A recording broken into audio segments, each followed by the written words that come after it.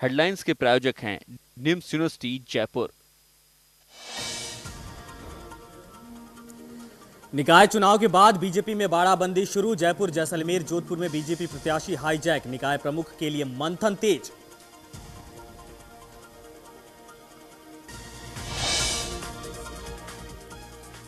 जयपुर में बोर्ड बनाने को लेकर कांग्रेस ने भी की बैठक। बीना पार्क में कांग्रेसी दिग्गजों ने जुटाया फीडबैक। बोर्ड बनाने में निर्दलियों की भूमिका पर हुई चर्चा।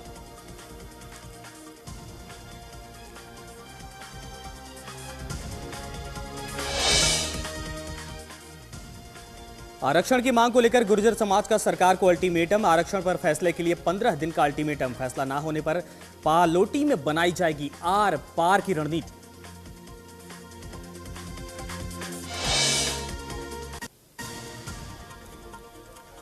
जयपुर के जेके लोन अस्पताल में हड़ताल खत्म कर काम पर लौटे रेजिडेंट डॉक्टर। मरीजों ने ली राहत की सांस।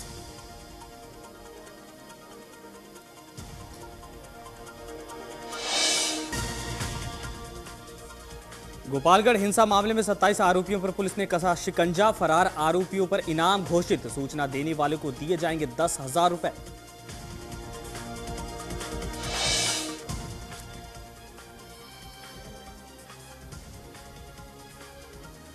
जम्मू कश्मीर और झारखंड में पहले चरण के मतदान के लिए थम गया चुनावी शोर। अब घर घर जाकर वोट मांग सकेंगे प्रत्याशी। 25 नवंबर को होगा मतदान।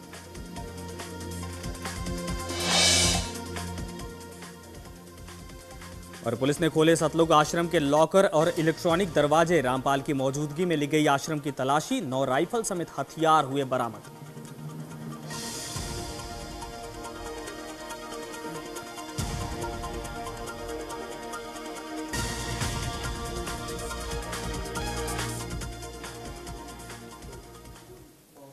नमस्कार, स्वागत है आपका न्यूज रूम लाइव में। मैं हूं संजय यादव। खबरों की शुरुआत करते हैं। सबसे पहले राजनीतिक खबरों की बात करते हैं। प्रदेश में निकाय चुनाव के लिए वोटिंग खत्म हो गई है, लेकिन अब बाड़ेबंदी शुरू हो गई है। लगातार ये देखा जा रहा है कि एक तरह से गोलबंदी यहां पर की जा रही है। निकाय चुनाव के मतदान के बाद से ही प्रदेश भर में बीजेपी कांग्रेस ने अपने उम्मीदवारों की बाड़ेबंदी शुरू कर दी है। राजधानी जयपुर में बीजेपी नेताओं को वोट बनाने की उम्मीद है, इसलिए राजधानी के सभी बीजेपी उम्मीदवारों को सीतापुरा स्थित होटल में बुलाया गया। मेयर पद के लिए बीजेपी नेता ये सारी कवायद कर रहे हैं।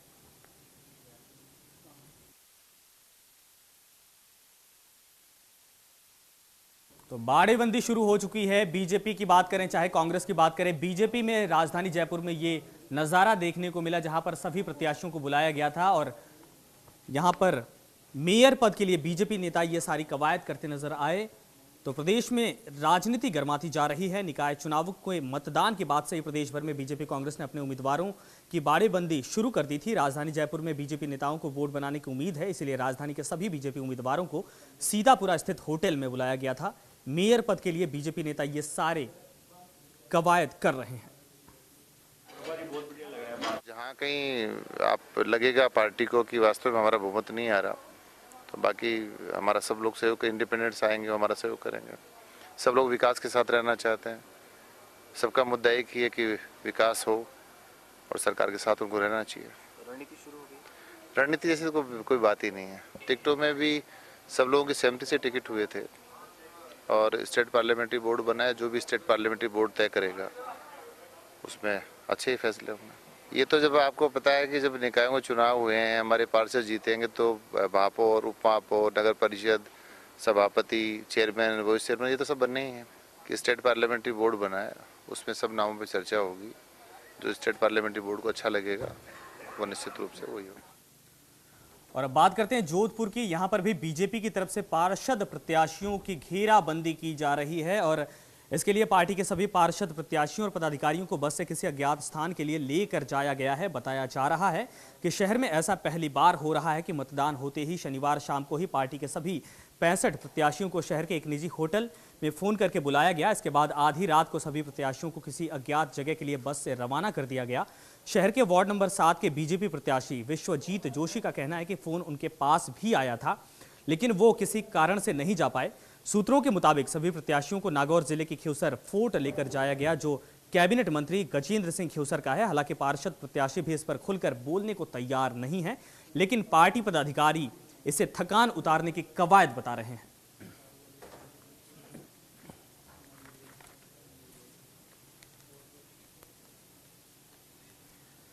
अध्यक्ष जी का फ़ोन आया मेरे पास और मुझे पार्टी कार्यालय अपने कपड़ों के साथ बुलाया गया।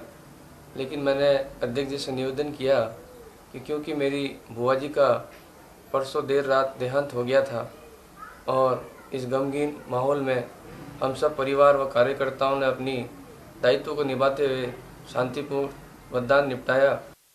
जिस तरह हमारे मित्र कांग्रेसी दल ये बात फैला रहे हैं कि बाड़ेबंदी की जा रही है, भाजपा का बोर्ड नहीं बनेगा, ये नहीं बनेगा, ये सब अफवाहें हैं। हम बोर्ड बनाने में जनता ने मैंडेट दिया, हम सक्षम हैं और जो हमारा मिशन था 50+ 50+ वो हम जरूर अचीव करेंगे। ये सिर्फ जो कार्य ये हमारे प्रत्याशी थे, इन 3 दिनों की थकान, आपसी समझ बढ़े, आपसी सौहार्द रहे, इस सोच के साथ प्रदेश ने एक फैसला किया कि 2 दिन तक, जब तक डिक्लेयर चुनाव हो, रिजल्ट डिक्लेयर हो, तब तक ऐसी जगह इनको रखा जाए, उनकी थकान भी उतरे, मेंटली भी फ्रेश हो, आगे के लिए प्लानिंग कर सके। तो इस पूरे मामले पर ज्यादा जानकारी के लिए हमारे साथ रंजन दवे हमारे संवाददाता फिलहाल जोधपुर से जुड़ गए हैं। रंजन, पूरी तस्वीर क्या कुछ कह रही है, क्या कुछ किया जा रहा है? यहाँ पर एक तरह से देखा जा रहा है अपने अपने प्रत्याशियों को इकट्ठा किया जा रहा है, क्या कुछ इसके बाद निकलकर सामने आएगा?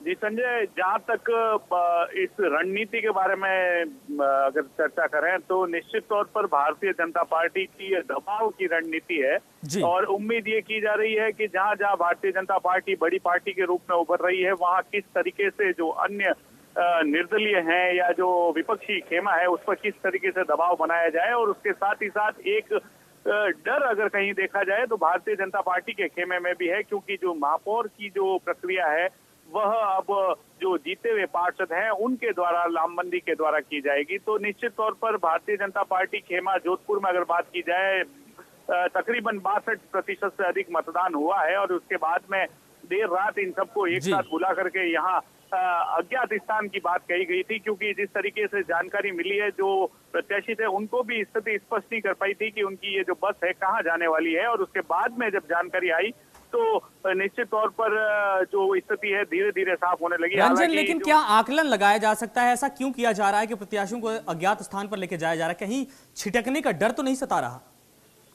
जी निश्चित तौर पर, हालांकि पहली बार ही ऐसा देखने को मिला है कि महापौर और जो पार्षद के चुनाव है उसमें इस तरीके का गणित और जोड़ तोड़ के लिए पार्टियां अपना जोड़ लगा रही, कुवत पूरा प्रयास कर रही है। लेकिन निश्चित तौर पर जो यहाँ के पार्टी के पदाधिकारी हैं या जो पार्टी के मातहत हैं वे इस बात को कहीं खारिज कर रहे हैं, लेकिन उनमें एक तरह का डर जो है वो इस बात के जरिए बिल्कुल रंजन, बहुत बहुत शुक्रिया इस पूरी तमाम जानकारी के लिए। तो एक तरह का डर यहाँ पर पार्टियों के भीतर है कि कहीं छिटक ना जाए, लेकिन इसके बावजूद बोर्ड बनाने की पूरी कवायद में दोनों ही पार्टियां जुटी पड़ी हैं। अब बात करते हैं जैसलमेर की। यहां पर आरोप प्रत्यारोप की राजनीति देखी जा रही है। लगातार निकाय चुनाव के बाद बीजेपी कांग्रेस पर, कांग्रेस बीजेपी पर निशाना साधने में लगी पड़ी है। स्वर्ण नगरी जैसलमेर में नगर परिषद चुनाव में मिशन 35 का यहां पर बीजेपी ने टारगेट बनाया था, जिसको लेकर कांग्रेस नेता अब निशाना साधने में लगे हैं। इसका कारण है कि मतदान की रात से ही बीजेपी ने अपने प्रत्याशियों को हाईजैक कर लिया है और शहर के दूर कहीं ले जाकर उन्हें रवाना किया है, रखा है। यहां तक कि उनके मोबाइल फोन भी स्विच ऑफ कर दिए गए हैं। वहीं इस बात की खबर है कि बीजेपी निर्दलीय उम्मीदवारों से भी लगातार संपर्क बनाए हुए है, जबकि कांग्रेस के नगर परिषद सभापति अशोक तंवर ने कहा कि जैसलमेर की जनता ने बीजेपी को जमीन चटा दी है, इसीलिए बीजेपी ने अपने प्रत्याशियों को भूमिगत करा दिया है।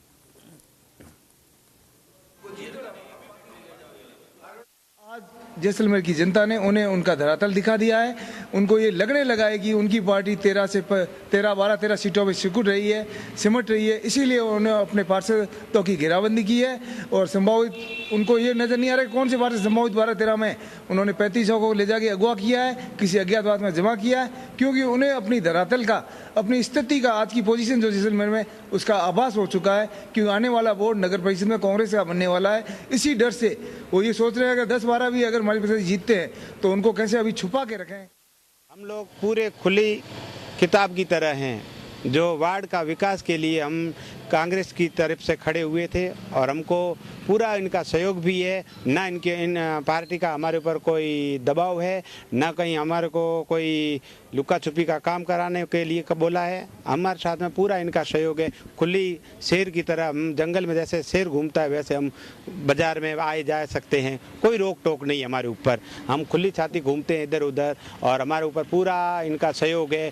घूमो करो आराम से, और ना हमारे ऊपर किसी का प्रेशर है, ना पार्टी का प्रेशर है, ना किसी और का प्रेशर है। तो प्रदेश में बाड़ेबंदी की तस्वीर सामने आ रही है, लेकिन जयपुर की अगर बात करें तो यहाँ पर बीजेपी नेता जीत का दावा भी करते नजर आ रहे हैं। स्थानीय निकाय के जो चुनाव हुए हैं और उसमें हमारे राज्य भर की जो हमारे कार्यकर्ताओं ने जिस प्रकार के जानकारी दी है, जिन्होंने हकीकत में चुनाव लड़ा नीचे रह करके, उसके हिसाब से भारतीय जनता पार्टी का परचम सभी जगह फहराने वाला है। और भारतीय जनता पार्टी का निश्चित रूप से कांग्रेस से हम उनके मेयर जितने थे वो सब छीनने वाले हैं। उनकी नगर पालिका और परिषदों में कब्जा था वो उनको हम हटाने वाले हैं। जनता ऑलरेडी फैसला कर दिया, पेटी में बंद है। और इसलिए निश्चित रूप से ये जो है, ये कांग्रेस का जो 5 साल का स्थानीय निकायों में कुशासन था उसके विरुद्ध ये सब का सब जनादेश होगा। और राजस्थान में विकास के पक्ष में जो वसुंधरा जी के नेतृत्व में राजस्थान आगे बढ़ रहा है, उसके समर्थन में ये मतदान हुआ है। तो बीजेपी नेताओं के बाड़ेबंदी के बाद कांग्रेसी नेताओं का क्या कुछ कहना है, आपको सुनवाते हैं। बाड़ेबंदी बीजेपी तो वैसे उल्टे काम करती है आज तक, वो सारा काम उन्होंने चालू कर दिया। एक तरफ तो कहती है हम भारी बहुमत से जीत रहे हैं, तो बाड़ेबंदी करने की कहाँ जरूरत आ गई। हम तो उनके पार्षदों को उठाने जा नहीं रहे। सरकार के पार्षद को कोई उठा सकता है क्या? हमारी इतनी हिम्मत है क्या? कौन उठाएगा? क्यों करेगा माथाफोड़ी? उनका बहुमत ही आ रहा है तो फिर बाड़ेबंदी क्यों करे? इसका उनके घर में मन में डर है कहीं ना कहीं बहुमत नहीं आने को लेकर। चलिए, तो पूरे प्रदेश में क्या कुछ तस्वीरें इस वक्त देखी जा रही हैं, पूरी जानकारी के लिए हमारे साथ किशोर शर्मा, हमारे संवाददाता फिलहाल जयपुर से लाइव हमारे साथ जुड़ गए हैं। किशोर, क्या कुछ तस्वीरें देखी जा रही हैं? जैसलमेर की बात करें, जोधपुर की बात करें, चाहे राजधानी जयपुर की बात करें, क्या कुछ नजारा देखने को मिल रहा है? बाड़ेबंदी की जा रही है, मकसद क्या है?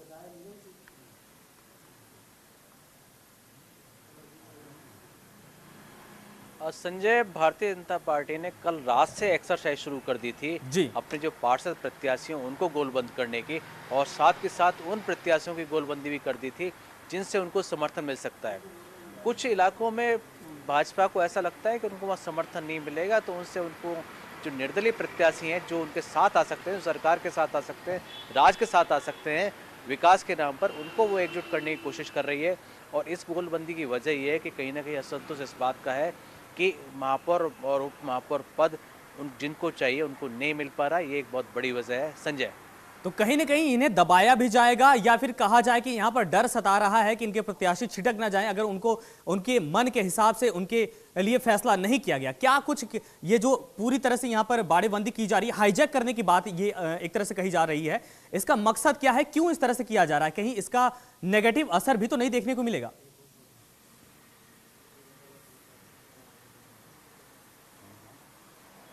संजय, टेक्निकल तौर पे यदि देखा जाए तो जो बीजेपी की टिकट पे, किसी पार्टी के टिकट पर अगर पार्षद या कोई उम्मीदवार चुनता है तो बगावत करने की स्थिति हो सकती है, लेकिन पार्टी छोड़ने की स्थिति की संभावना कम होती है। और दल बदल की संभावना तो तब तक नहीं होती जब तक 2/3 बहुमत, 2/3 पार्षद उसके साथ नहीं चले जाए।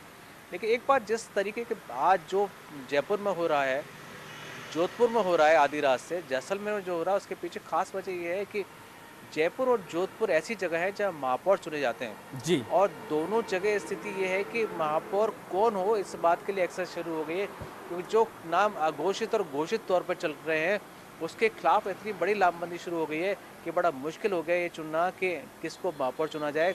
और ख़ास तौर पे संजय, ये देखा जाए कि इस लड़ाई में वो विधायक और ही नाराज़ हो गए हैं, मंत्री नाराज़ हो गए हैं जिन्होंने टिकट दिलवाने, अपने प्रत्याशियों को टिकट दिलवाने की पूरी एक्सरसाइज की थी। वो अब चाहते हैं कि महापौर उनका हो और उप महापौर उनका बने, इसलिए सारी नाराजगी और ये रस्सा कसी की जो तो कहीं ना कहीं पार्टी के नेता आपस में यहाँ पर उलझते नजर आ रहे हैं, ये भी तस्वीरें सामने आ रही हैं।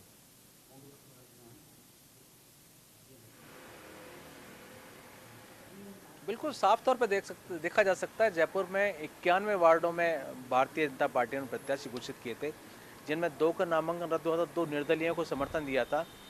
स्थिति ये है कि यहाँ जितने एमएलए हैं, कुछ सरकार मंत्री हैं, उनके वो भी नाराज हो गए। आज आपको बताएं आपको कि मालवीय नगर विधानसभा क्षेत्र से विधायक हैं कालीचंद सर्राफ, जो सरकार में मंत्री भी हैं। ये वो मंत्री हैं जो पहले शिक्षा मंत्री का इनको पदभार सौंपा था, और जब इनके बड़े बोल सामने आने लगे, जो जिनसे एक वर्ग नाराज होने लगा, तो इनको ड्रॉप तो नहीं किया गया, लेकिन इनके पद और कद दोनों ही कम कर दिया गया था। ये इतने नाराज थे कि अपने पार्षदों प्रत्याशी थे, इन्होंने वहाँ जाने नहीं दिया। अब से कुछ देर पहले जो 6 बजे ये लोग वहाँ पहुँचे हैं एक होटल में, और तब जाके बड़ी समझाए समझार के बाद ये वो पहुँचे हैं, क्योंकि कालीचरण सर्राफ नहीं चाहते कि वो किसी और वार्ड के प्रत्याशी को महापौर चुने। वो चाहते हैं कि महापौर पद पर भी उनका कब्जा रहे। सुबह से बड़े नेताओं की यहाँ पर देखा जाए तो एक तरह से जो उनकी उम्मीद थी वो कहीं ना कहीं धराशायी हो रही है, लेकिन ये पूरा सिलसिला आखिर कब तक चलता रहेगा किशोर? इसके बाद क्या कुछ तस्वीर साफ हो पाएगी?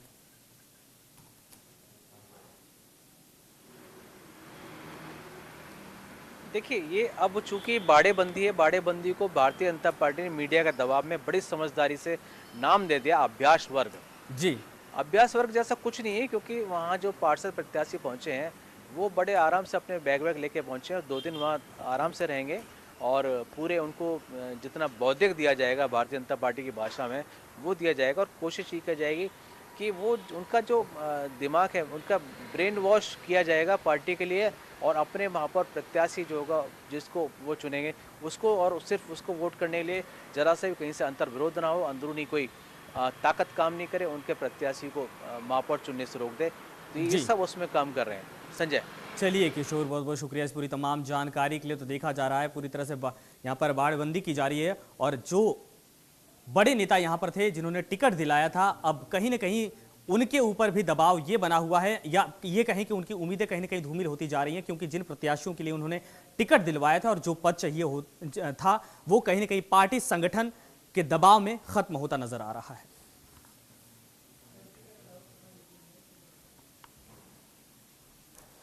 और अब बात करेंगे राजधानी जयपुर की, जहां पर बीजेपी लगातार मेयर पद के लिए एक तरह से एकजुट होती नजर आ रही है। उसके बाद कांग्रेस भी अब इस कवायद में लग गई है। कांग्रेस भी लगातार तैयारियां कर रही है, और बीजेपी के साथ ही कांग्रेस ने भी जयपुर नगर निगम के मेयर पद के लिए अपनी तैयारियां शुरू कर दी हैं। कांग्रेस ने बनी पार्क बैठक बुलाई। इस बैठक में मेयर पद के लिए मंथन किया गया। सूत्रों की अगर माने तो कांग्रेसी नेताओं ने मेयर पद हासिल करने के लिए निर्दलियों की भूमिका पर भी चर्चा की है। साथ ही साथ सभी उम्मीदवारों के हार जीत पर फीडबैक भी लिया है। इस बैठक में शहर कांग्रेस के सभी दिग्गज नेता भी मौजूद रहे।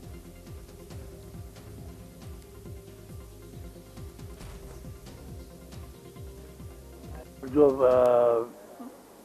विधायक के प्रत्याशी रहे हैं उन्होंने हमने मीटिंग की है, और मीटिंग नगर निगम के चुनाव के बाद जो कुछ होने वाला है उसके सिलसिले को लेकर के हमने मीटिंग की है। हमने असेसमेंट किया है कि कांग्रेस का बोर्ड बन सकता है, और उसी सिलसिले में हमने रणनीति तो बनाई है। नगर निगम चुनाव में हम ये मानते हैं कि सरकार के खिलाफ वेव थी, वेव का रिजल्ट नजर आएगा। कांग्रेस बोर्ड बनाने जा रही है, उसी की तैयारी को लेकर हम बैठे थे। हमारी पूरी तैयारी है, कहीं भी यदि बीजेपी तोड़फोड़ की कोशिश करेगी तो उसका जवाब देकर हम पूरी तैयारी के साथ हमारा बोर्ड बनाएंगे। कोई गड़बड़ नहीं हो, यदि कोई 2-4 निर्दलीय कम पड़े तो उनको भी जुटाया जा सके, वो तो सारी रणनीति बनाई है। और ये तय बात है कि बीजेपी हारेगी और नगर निगम में कांग्रेस का बोर्ड बनेगा। तो इस पूरे मामले पर ज्यादा जानकारी के लिए हमारे साथ मोनालिसा सैनी हमारी संवाददाता फिलहाल जयपुर से लाइव जुड़ चुकी हैं। मोनालिसा, बीजेपी तो तैयारी कर ही रही थी, अब कांग्रेस भी तैयारी करने में जुट गई है, तस्वीरें क्या कह रही हैं?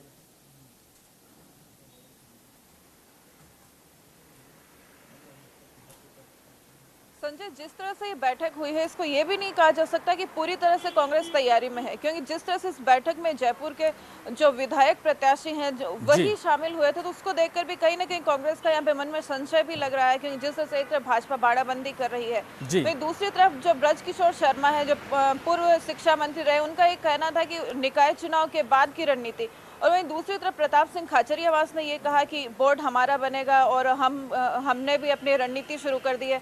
तो दोनों की बातों में अगर देखें तो कहीं ना कहीं विरोधाभास नजर जरूर आया था। तो ये कह सकते हैं कि हो सकता है कि रणनीति जरूर भाजपा ने जिस तरह से यहाँ पे बाड़ाबंदी शुरू कर दी, उसको लेकर एक तैयारी शुरू कर दी है, लेकिन वो जोश नहीं दिख रहा जिस तरह से भाजपा कर रही है। तो इसको पूरी तरह से ये भी नहीं कहा जा सकता कि एक जो महापौर के लिए तैयारी के जो पूरा मैटर तैयार जिस तरह से भाजपा तैयार करी है वो भी नहीं कहा जा सकता। इसको कांग्रेस की संशयजनक स्थिति कहा जा सकता है कि एक तरफ उनको शायद कहीं ना कहीं एक मन में संशय ही लग रहा है। तभी अगर उस बैठक में कोई भी जो पार्टी के और पदाधिकारी थे वो कोई भी वहां मौजूद नहीं था, सिर्फ 7 विधायक प्रत्याशी ही पूरी बैठक में मौजूद रहे थे। लेकिन चुनावी परिणाम आने से पहले इस तरह की बाड़ेबंदी की जा रही है। इसका यहाँ पर एक अगर रिजल्ट देखा जाए तो क्या कुछ निकाला जा सकता है? परिणाम के बाद अगर किया जाता तो एक माहौल समझ में आता कि कहीं ना कहीं बोर्ड बनाने की एक प्रक्रिया के तहत ये किया जा रहा है, लेकिन उसके पहले ये सब किया जा रहा है। इसका मकसद क्या कहा जाए?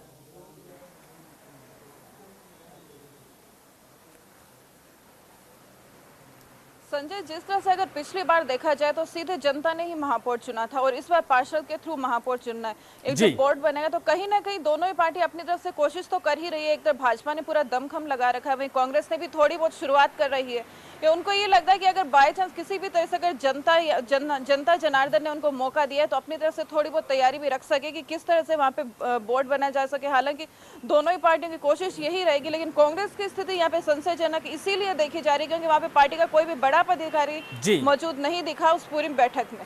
चलिए मोनालिसा, बहुत बहुत शुक्रिया इस पूरी तमाम जानकारी के लिए। तो बैठकों का दौर चल रहा है, यहाँ पर बाड़ेबंदी की जा रही है, लेकिन क्या कुछ तस्वीरें सामने होंगी ये रिजल्ट आने के बाद पता चलेगा। तो चलिए बढ़ते हैं आगे और बात करते हैं। अब लगातार रीपोलिंग की खबरें आ रही हैं। वैसे तो निकाय चुनाव के लिए वोटिंग खत्म हो चुकी है, लेकिन चूरू और चित्तौड़गढ़ की बात करें तो यहाँ पर रीपोलिंग की तैयारियां की जा रही हैं।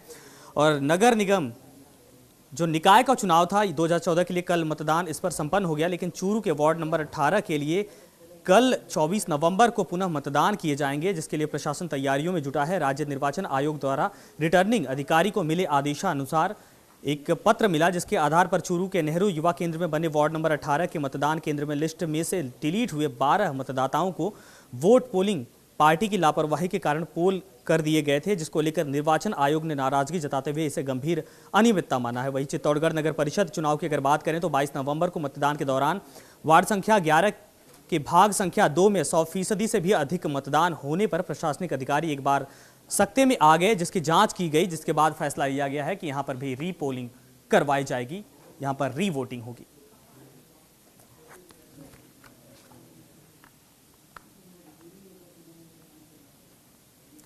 तो यहां रुकते एक छोटे से ब्रेक के लिए, ब्रेक के बाद फौरन हाजिर होते हैं।